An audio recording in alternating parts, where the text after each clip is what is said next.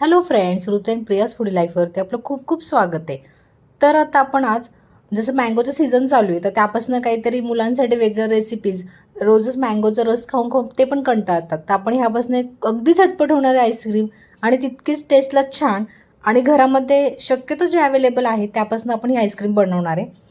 तर इथे मी 2 आंबे घेतलेत. व्यवस्थित पाण्यामध्ये एक अर्धा पाऊण तास आंबे आपण व्यवस्थित सोक करायला ठेवायचेत आणि नंतर ते वापरायचेत.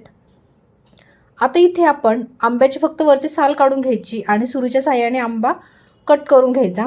तो पिळत बसायचा नाही, नाहीतर आपल्याला समजत नाही की आंबा आतमधनं खराब आहे की कसा आहे. आता ह्यानंतर आपण इथे अमूलचं फुल क्रीम वापरणार आहे मी, किंवा फ्रेश क्रीम, जे की मार्केटमध्ये खूप इझिली अवेलेबल आहे. आता मी इथं 250 ml म्हणजे 250 ml वापरले. जितकं आपण फ्रेश क्रीम वापरणार आहे तितकंच आपण दूधही वापरणार आहे, म्हणजे मी इथे 250 ml दूध वापरले. आता इथे मी 2 आंब्याचा पल्प काढलाय. आता तुम्ही ह्या पद्धतीनेही आंबा कट करून घेऊ शकता, जेणेकरून तो काढणं खूप इझी होतं आणि तुम्ही डेकोरेशनसाठी पण हे वापरू शकता. तर आपल्याला कधीही आंब्याचा रस करायचा असतो तर त्यावेळेस आपण ह्या पद्धतीने तो कट करून घ्यायचा, म्हणजे तो सालीपासून अगदी क्लीन होऊन जातो आणि खूप जास्त राडा होत नाही त्याचा. आता इथे मी 2 आंब्याचा पल्प काढून घेतलेला आहे, कुळीचा वापर केलेला नाही ह्यामध्ये. आणि त्यानंतर आपण ह्यामध्ये साधारण 4 चमचे इतकी साखर टाकणार आहे. आता हे साखरेचं प्रमाण आपल्याला कितपत गोड हवं आहे तितकं करायचं आहे, पण 4 चमचे साखर इनफ होते. आता हे मिक्सरला आपण फिरून घेणार आहे. पाणी न टाकता आपल्याला हे मिक्सरला फिरून घ्यायचं. पाण्याचा अजिबात ह्यामध्ये आपल्याला वापर करायचा नाही आहे. आता इथे कोणतंही भांडं घ्यायचं आहे. आता ह्यामध्ये आपण जे क्रीम वापरणार आहे हे साधारण एक 15 ते 20 मिनटं फ्रीजरमध्ये, डीप फ्रीजरमध्ये ठेवून आणि मग आपण त्याचा वापर करणार आहे. ते चिल असलं पाहिजे, जेणेकरून जेव्हा आपण त्याला बीट करू त्यावेळेस ते पटकन घट्ट होऊन जातं, थोडंसं त्याला क्रीमी असं टेक्स्चर येतं. आता ह्या पद्धतीचा जर तुमच्याकडे बीटर नसेल तर तुम्ही अंड ज्याने आपण फेटतो त्या बीटरचाही वापर करू शकतो, जसं की हँड बीटर, त्याचाही वापर तुम्ही सहजपणे करू शकता. पण जास्त वेळ आपल्याला बीट करायला लागतं. आता ह्याने आपण अगदी झटपट हे सगळं क्रीम एकजीव करू शकतो. त्याला एक प्रॉपर क्रीमी टेक्स्चर आणायचं आहे आणि खूप जास्त वेळ आपल्याला हे फिरवायचं नाही आहे. तुम्ही जितकं जास्त फिरवाल तितकं ते क्रीमी झालेलं टेक्स्चर पुन्हा पाघळायला सुरुवात होते. आता ह्या पद्धतीने आपल्याला अगदी घट्ट करून घ्यायचं आहे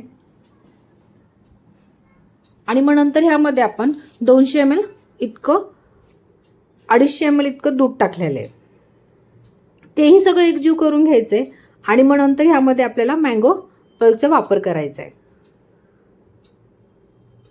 अगदी झटपट होणारी रेसिपी आणि मुलांनाही खूप आवडणारी, अगदी हेल्दी. बाहेरचे आपण मँगोज खातो किंवा मँगो आईस्क्रीम्स खातो किंवा मँगोपासून बनवलेला कोणताही पदार्थ खातो तर काही ना काही त्यामध्ये भेसळ असते. तर घरी बनवलेलं अगदी हेल्दी, झटपट होणारे आणि मुलांना खूप आवडणारे, खूप ओरिजिनल असं फ्लेवर अँड टेस्ट येते ह्या आईस्क्रीमला. तर ह्या समरमध्ये तुम्ही नक्की ही आईस्क्रीम ट्राय करा. तर आता आपण ह्यामध्ये मँगो टाकून घ्यायचं आणि ते व्यवस्थित एकजीव करायचं. एकदा बीटरने आपण ह्याला हलवून घ्यायचं, म्हणजे ते सगळं मिक्स होतं. आता तुम्ही बघू शकता हे कसं मिक्स झालेलं आहे. एकजीव करून घ्यायचं आणि नंतर आपल्याला ह्याला एका प्रॉपर कंटेनरमध्ये स्टोअर करायचं आहे. आता ह्याचं टेक्स्चर क्रीमीच राहतं. आपण डिपेंड आहे की आपलं फ्रीज कसं आहे, जेणेकरून त्यामध्ये बर्फ तयार होईल.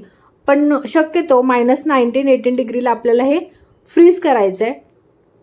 साधारण एक 8 ते 9 तास याला व्यवस्थित फ्रीज करून घ्यायचं आहे. आता ह्यामध्ये मी डेकोरेशनसाठी किंवा मग आपल्याला दाताखाली थोडंसं मँगोचा फ्लेवर येण्यासाठी आपण ह्यामध्ये थोडे मँगोचे काप करून टाकणार आहे. आता हे ऑप्शनल आहे, जर तुम्हाला आवडत असेल तर तुम्ही नक्की टाका, नसेल आवडत नाही टाकलं तरीही चालेल.